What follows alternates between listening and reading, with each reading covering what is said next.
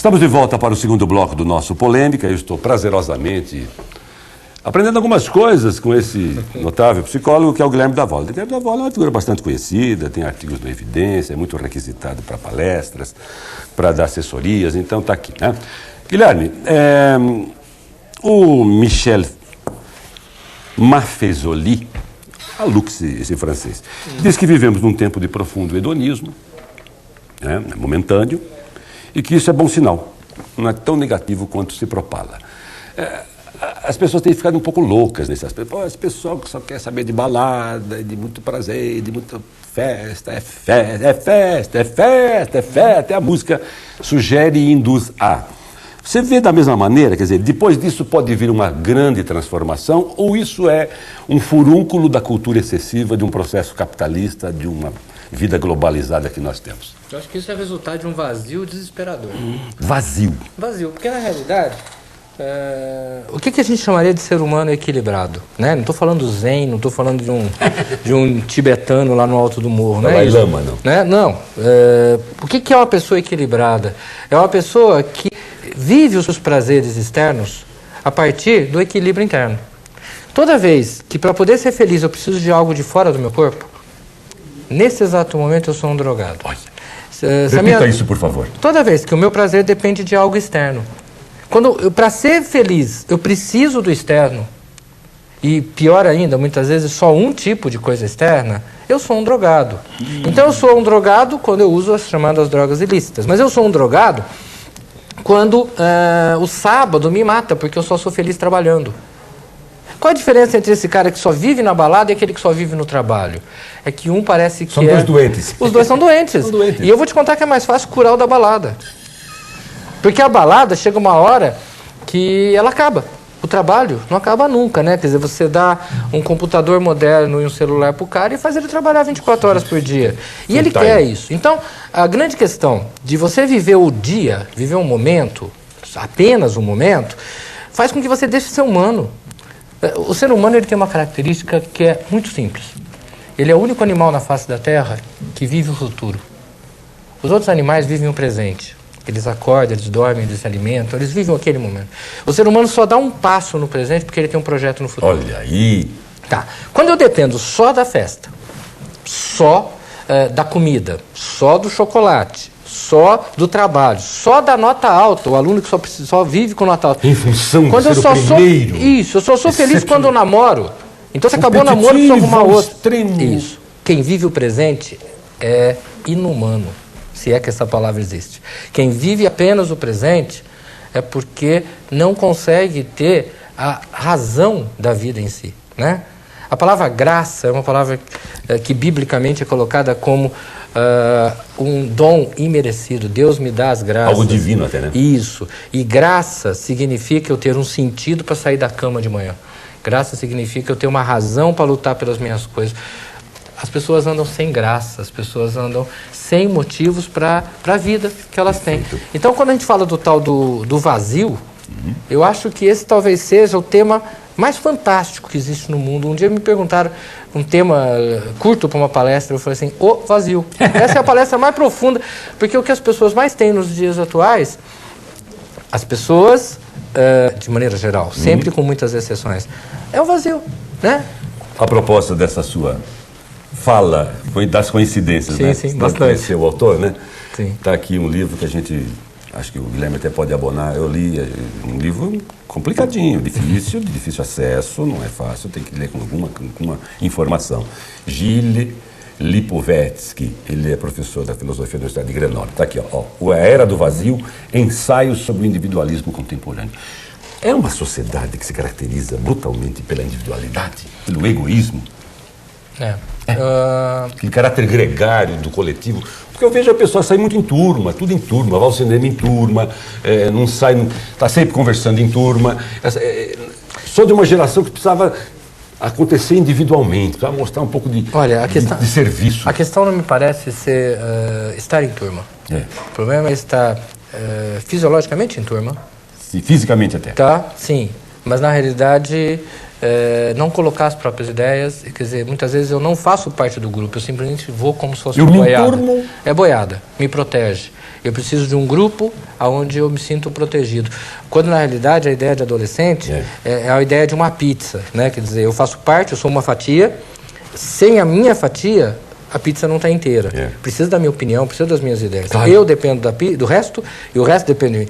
Hoje se vê muita ideia de boiada. A gente entra num bando e, de repente, o bando quer partir para um lado, a gente vai. Por quê? Porque eu não tenho coragem de questionar. Você gosta muito de música e quem não gosta de boa música, né? Sim. Você cita muito algumas canções de Cazuza, de Milton, de Gil. Tá, então, de repente, vocês lembram de uma música que marcou toda uma geração? Vocês que fazem parte dessa massa. Sim. É um pouco disso. Sim, sim. E eu acho... né? Isso. Povo marcado, povo feliz. É um povo estigmatizado, que pensa igual. É isso mesmo? Nós estamos fazendo uma sociedade padronizada, Guilherme? Nós não estamos fazendo. Aqueles que estão se acovardando diante da vida estão se fechando. E engrossando esse time. Olha, a mídia, ela é perigosa, mas a mídia é perigosa para covarde. E nós estamos educando nossos filhos para serem covardes. Nós estamos educando nossos filhos para evitarem falar a verdade. É uma coisa que eu questiono muito. Estamos deseducando, então. Sim. Né? Toda vez que você falar uma verdade, alguém vai ficar ofendido. Toda vez. Mas é verdade, é necessário que eu fale a minha verdade e que esse que se ofendeu, no bom sentido dessa palavra, se movimente, o mundo ande. Hoje, a gente tem a ideia de que muita gente nos ama, mas muitas vezes amam a falsidade que a gente é. Verdade. Ô, Guilherme, interessante essa observação sua que você fez sobre esse povo marcado, o povo feliz. Na sua opinião, quais são os problemas mais recorrentes dos adolescentes? Quer dizer, mais significativos problemas que você encontra, inclusive, em suas palestras, no seu consultório? Sexualidade é um problema sério, necessidade de aceitação pelo grupo, conflitos relacionados à chamada ditadura da beleza, essa coisa de estar estabelecido um padrão e você tem que submeter a ele, autoestima, o problema do relacionamento amoroso, essa questão da competição que você bem salientou, ou é um conjunto de tudo isso? Não, é um conjunto, mas eu acho que dá para a gente colocar alguns pontos, né? A questão da autoestima, que é sempre colocada como o problema da sociedade, ela é consequência de um resto. Quer dizer, se eu vivo num mundo altamente competitivo, a minha autoestima está sempre correndo mais risco, né? Então, me parece ser muito interessante a gente parar para pensar que se eles trazem problemas, se o adolescente traz problema, é porque ele está se sentindo inferior ou incompetente diante de uma situação. Exato. Se essa situação passa pela droga, passa pela relação com o grupo, passa pela sexualidade, passa pelo fracasso escolar, se ela passa pela própria condição financeira, que também escraviza, ou pela escravidão da beleza, aí vai depender de cada pessoa. Alguns até, infelizmente, sofrem por 3 ou 4 vias ao mesmo tempo, né? Agora, se eu tenho um mundo menos competitivo, em que a beleza sempre foi importante, tá, mas existe um leque de belezas interessantes, não apenas um tipo, em que a condição financeira, que sempre foi importante, mas não tem a mega condição financeira destruindo as outras pessoas que não chegam. Se eu não tenho esses extremos, o sofrimento é menor. Então, o nosso jovem hoje sofre extremamente porque ele é obrigado a tudo. A coisa da sexualidade tem um detalhe que eu acho que é legal a gente pensar. Há algumas décadas atrás, o sexo era proibido. E isso era uma regra. Isso. Tá, hoje o sexo é obrigação. Então virou uma regra de novo, nós continuamos com o mesmo tabu. Né? Se antes você não podia ter desejo, agora você tem a obrigação de ter desejo. Como é que você pode ser obrigado a ter desejo? Olha aí. Né? Então, quando é que o sexo vai ser uma coisa normal? Todo mundo fala que sexo é normal, natural. O dia que ninguém mais falar dele. Aí entra o papel da mídia. Terrivelmente. Brutal, né? Terrivelmente. Escraviza, impõe valores, modismos. Infelizmente, nós sabemos que a mídia, ela vive do escândalo, né? As pessoas, recentemente, naquela história do PCC, eu vi muita gente que olhava para a televisão e falava, nossa, mas não morreu mais ninguém ainda. Quer dizer, a gente está torcendo para ver se aumenta a lista. É igual aquele que vai ver Fórmula 1, mas ele está curtindo a ver se tem um acidente, para ficar uma coisa mais emocionante. Sem graça, não morreu ninguém. Um jogo de futebol tem que ter alguma polêmica, fala porque isso. Senão não vale a pena. O ser humano gosta disso, Guilherme? O ser humano, eu acho que não gosta, mas o ser humano vem sendo levado a assistir isso. O gol bonito repete 2, 3 vezes. A briga de 2 jogadores repete o tempo todo. Então, de repente, a gente vai sendo levado a curtir aquilo que é extravagante, que muitas vezes, inclusive, é insano, que muitas vezes é desequilibrado, né? E dentro dessa proposta, acaba ficando tudo muito complicado. Então, o que é vida normal? Vida normal é aquela que a gente tem menos assunto, né? Porque mais sossegadinha, né? a novela, eu costumo dizer que as novelas, de forma geral, elas têm uma característica, né?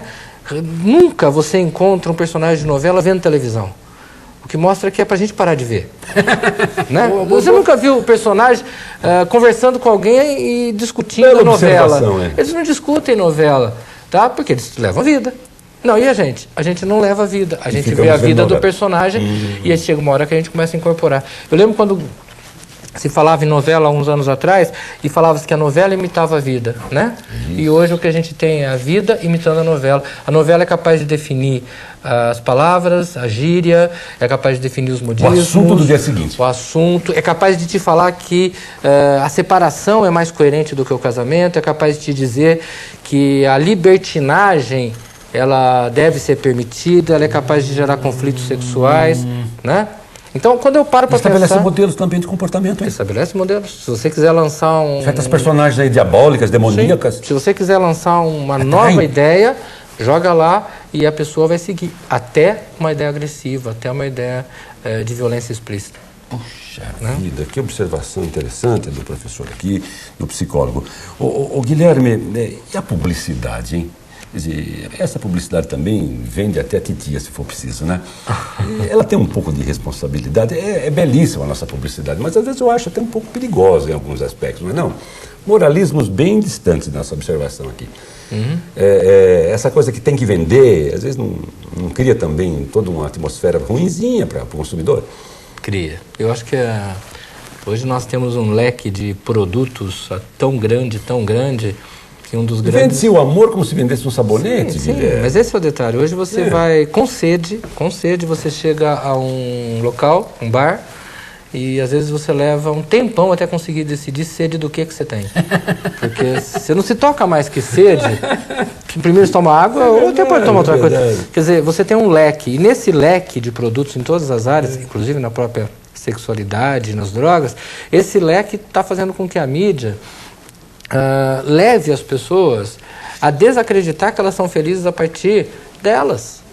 E que elas precisam ser felizes comendo lanche tal, elas só vão ser felizes usando o carro da marca tal, né? Se é uma coisa trágica, é você comprar um carro zero, né? É uma coisa depressiva, hein? Porque você fala, pô, só eu depressivo, tenho, todo mundo depressivo. Gera uma depressão, né? Sim, mas olha, você compra um carro zero, daqui a meia hora ele é usado. É obsoleto. Então você já tem que sonhar com o próximo, porque já disseram que aquele já caiu de moda. Saiu uma matéria, né? Guilherme, você deve ter visto na época dessa semana, chamada Tecnoestresse, vem no encarte de tecnologia, que é mais avançado. Olha, eu nem recomendo que veja aquilo que fala. Eu não tenho nada disso, eu sou um cidadão fora da realidade. E fala no tecnoestresse. O sujeito que acabou de comprar isso que você disse, já está esperando o próximo lançamento. E o próximo, como é que vai ser? Vem o quê? Que venha mais? Doente. Obsessivamente doente por isso. Realmente gostar uma coisa, agora precisar é o problema. Na verdade, todos os desejos vêm de Deus. Todos os desejos são divinos. Mas a dependência do desejo não é de Deus. Palavra sábia. Vamos lá. Nós estamos vivendo uma cultura narcísica hoje. Essa cultura de exposição, veja o sucesso da revista Caras, né? É incrível como as pessoas falam assim, te vi na televisão, ou te vi no jornal tal, te vi na coluna social de fulano.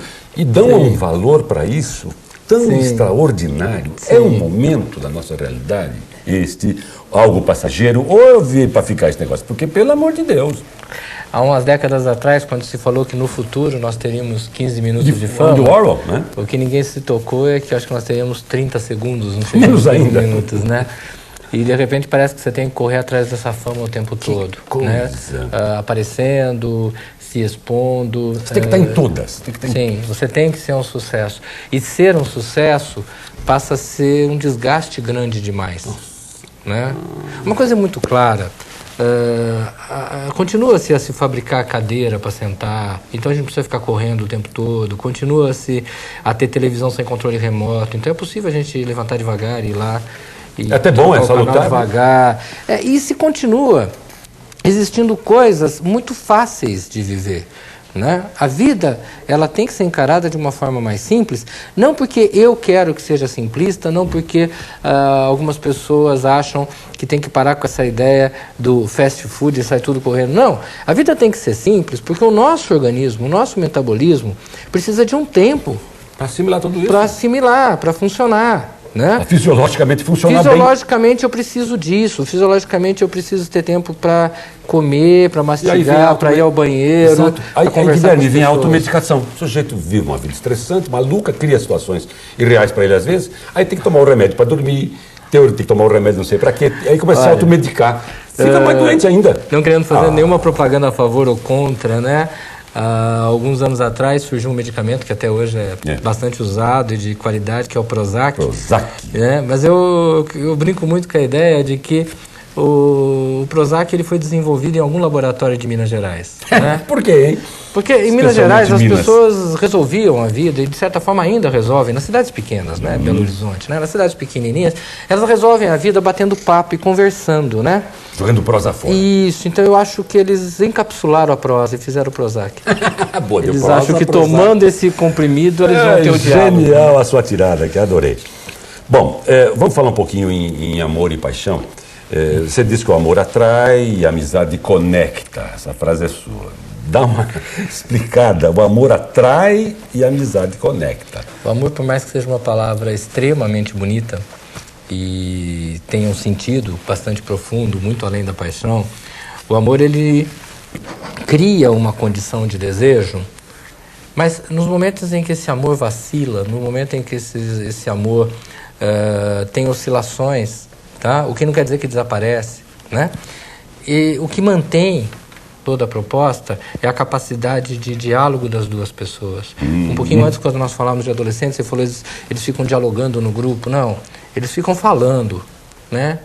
Então eu falo um negócio, o outro fala outro, outro fala outro. De vez em quando até parece que é assunto. Não tem um tema comum. Não, alguém chega e fala assim, nossa, você viu como é que está o tempo lá fora? O outro fala, meu time ganhou. Então, é um monte de ideia, É sério isso. Mas não é diálogo, né? A questão do diálogo é a questão que vai equilibrando as pessoas. Isso, não há. Nesse caso, não. Então, o diálogo cria essa condição da gente movimentar a terceira pessoa. Seria assim, existe, vamos imaginar um casamento, o homem e a mulher. E se tem muito aquela falsa ideia de que homem e mulher se tornam um. Não, homem e mulher se tornam três. Porque continua ele a ser ele, com sonhos, projetos. Essa história de cara metade também já era faz tempo. Não, nem alma gêmea. Deus, hein? Alma gêmea. Só em novela. É construído. Eu tenho a minha história e continuo. A outra pessoa tem. Juntos nós criamos a terceira pessoa. Então existe um momento que nós somos o casal. Tem o sonho do casal, o pensamento do casal, projetos do casal. Mas isso não quer dizer que matam meus sonhos, não quer dizer que matam do outro. E a grande sacada é conseguir equilibrar essas, vamos chamar de três pessoas. Né? A pessoa do homem, a pessoa da mulher, a pessoa do casal.